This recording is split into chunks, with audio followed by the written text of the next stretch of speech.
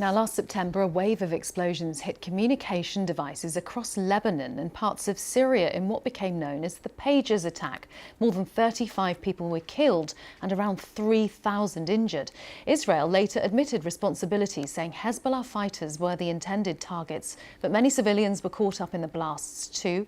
From Beirut, the BBC's Karine Tobe has spoken to one of the few victims who, a year on, has chosen to break her silence about the suffering these attacks left behind. A warning, this report contains images that some viewers may find disturbing.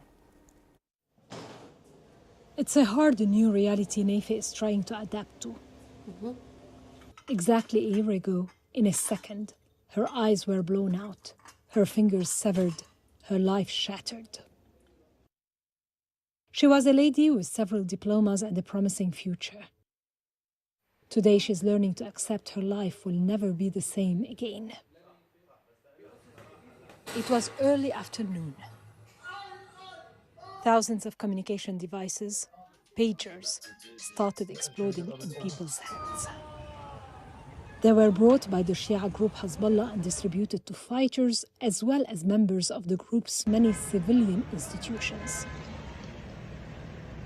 The hospital where Nafi used to work as a supervisor in the sanitization department is run by Hezbollah. My job involved working with all the wards in the hospital. So when someone from a specific department needed me, they would page me and I would go to the closest landline and call them back. They had given her the new pager 20 days earlier. The last scene I recall is that on that day, I was in my office when the pager started beeping non-stop, I think. The screen was too dark, as when the phone is about to switch off. So I had to bring it closer to my eyes to be able to read the message. The pager's attack wounded more than 2,000 people and killed at least 11, among them an 11-year-old boy. On his funeral, the day after, more devices started exploding. A lot of people had gathered here for the procession, among them children, friends of the boy who was killed in the pager's attack. Suddenly, we heard the sound of a small explosion.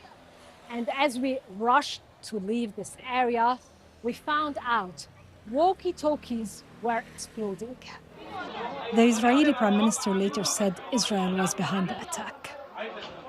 From Human Rights Watch's perspective, this was an unlawfully indiscriminate attack. The method of the attack, in which thousands of devices were exploding at the same time, it would not have been possible to properly identify whether these booby-trapped devices were with the intended target at the time. And customary international humanitarian law prohibits the use of booby-trapped devices. Nafi relies on occupational therapy to help her cope with her new reality. She hopes this will make her gain some independence in her daily life. But she has no hope of ever finding justice. The BBC reached out to the Israeli authorities for comment on accusations by rights groups that the pager's attack might amount to a war crime, but has not received any response. Karine Torbey, BBC News, Beirut. Well, Karine has been telling me how this attack left its mark on Lebanon. This has been an attack that haunted not only the victims, but also the whole country. Suddenly finding that every device might have turned into a weapon. People found out about what was happening a year ago just by hearing something is happening. People are just blowing up in the middle of random places, supermarkets, hospitals, in the middle of the streets. And later they found out that thousands of people were injured simultaneously in different parts of the country when their pagers started exploding in their hands or on their bodies. And that basically created a state of chaos, a state of panic, of terror. Hospitals were overwhelmed like never before, and people were absolutely in shock about what happened. And of course, for the victims, this was a terrible experience. Those who survived survived with a lot of pain. The road for recovery has been long and painful. It isn't over for a lot of people who are still going from one surgery to another. And of course, this has become something that people remember in Lebanon as, as if it's something apocalyptic, one thing no one could have imagined. Remind us, Karine, of the context this happened in and what the repercussions were. Well, this attack happened while Lebanon was already witnessing a low-intensity war on the border between Lebanon and Israel.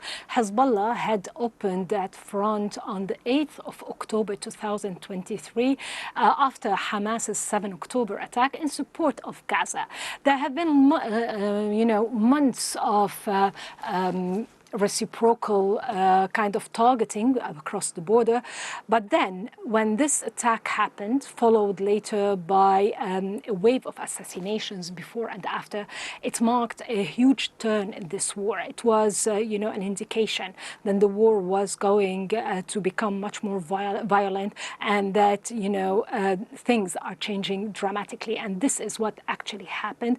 Lebanon entered into 2 months of a very violent war between Hezbollah and Israel, and it's still at the moment reeling from the repercussions of this war. That's Karine Tobe in Beirut.